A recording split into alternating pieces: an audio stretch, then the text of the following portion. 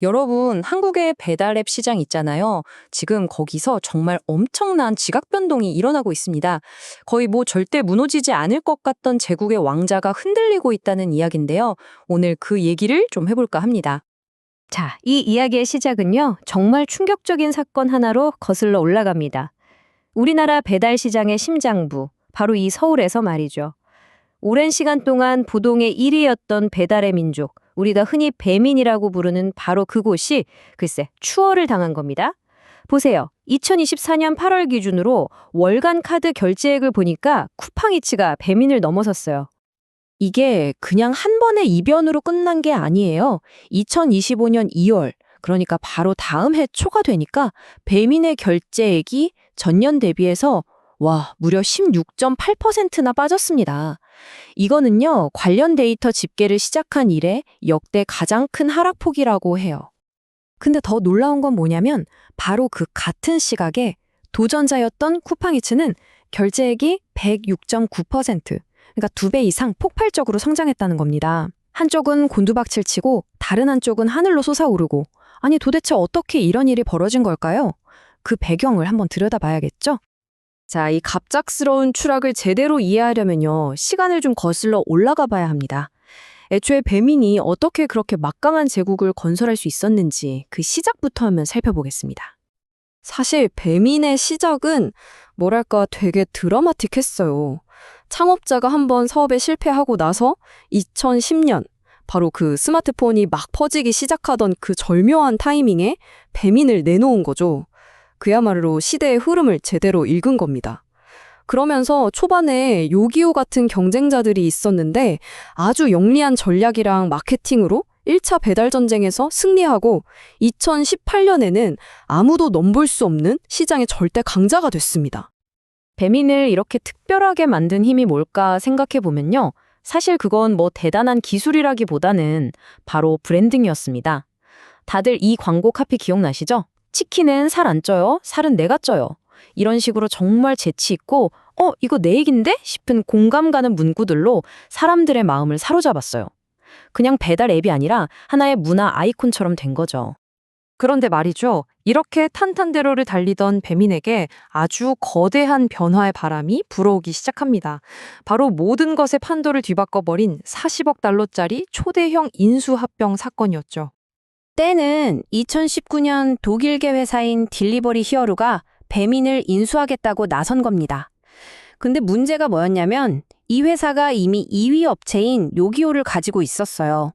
그러니까 배민, 요기요, 심지어 3위 배달통까지 다 합치면 시장 점유율이 99.2%에 달하는 사실상 완벽한 독점 시장이 되어버리는 거죠. 당연히 정부와 가만히 있을 수 없었겠죠? 결국 딜리버리 히어로는 이 인수를 성사시키려고 울며 겨자 먹기로 요기요를 팔았어요. 그리고 이제 완전히 외국계 회사가 된 배민은 슬슬 본색을 드러내기 시작합니다. 이전처럼 성장에 집중하기보다는 이제 수익성을 따지기 시작한 거죠. 그 첫 번째 타겟이 바로 음식점 사장님들의 수수료였습니다. 당연히 불만이 터져 나오기 시작했고요. 바로 이 지점입니다. 배민과 음식점 사장님들 사이에 균열이 생기고 소비자들의 불만이 쌓여가던 바로 이때 이 모든 상황을 예리하게 지켜보던 한 강력한 경쟁자가 나타납니다. 그리고 정말 무서운, 마치 트로이 목마 같은 전략을 준비하고 있었죠. 쿠팡의 전략은요, 진짜 단순하면서도 강력했습니다. 쿠팡은 이미 1,000만 명이 넘는 와우 멤버십 회원을 가지고 있었잖아요. 바로 이걸 무기로 쓴 겁니다. 이 멤버십에다가 쿠팡이츠 배달비 무료라는 정말 거부할 수 없는 혜택을 그냥 딱 붙여버린 거예요. 생각해보세요. 어차피 쓰고 있는 멤버십인데 음식 배달까지 공짜라니 사용자들이 옮겨가지 않을 이유가 없었던 거죠. 물론 배민도 가만히 있진 않았습니다. 배민클럽이라는 자체 멤버십을 만들어서 맞대응을 시도했죠.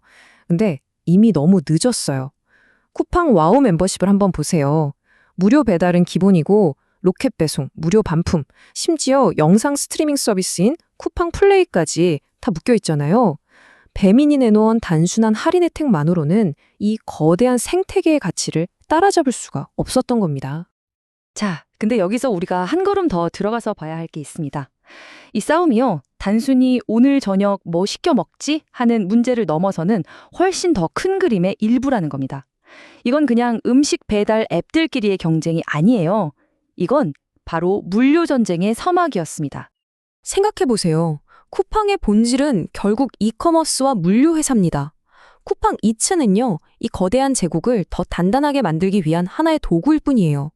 음식 배달을 공짜로 해주면서 사람들을 와우 멤버십이라는 생태계 안에 계속 묶어두고 동시에 음식 배달을 하는 이 라이더 네트워크를 활용해서 앞으로는 음식뿐만 아니라 모든 걸 30분, 1시간 안에 배송하는 직시 배송 시장까지 장악하려는 큰 그림을 그리고 있는 거죠. 그러니까 지금 이 판을 보면 배민 입장에서는 정말 힘든 싸움이 될 수밖에 없는 겁니다. 보세요. 배민의 본업은 음식 배달인데 경쟁 상대는 이코머스, 물류 제국인 쿠팡, 그리고 또 다른 경쟁자인 땡겨요는 아예 신한은행이 뒤에 있잖아요. 낮은 수수료로 식당 사장님들을 공략하고 있고요. 이건 체급이 다른 싸움이라고 볼 수 있는 거죠. 결국 배민은 한때 시장의 절대 강자였지만 지금은 물류와 자본이라는 훨씬 더 거대한 전쟁터에 내던져진 도전자 입장이 된 셈입니다. 그럼 여기서 마지막 질문을 던져봐야겠죠.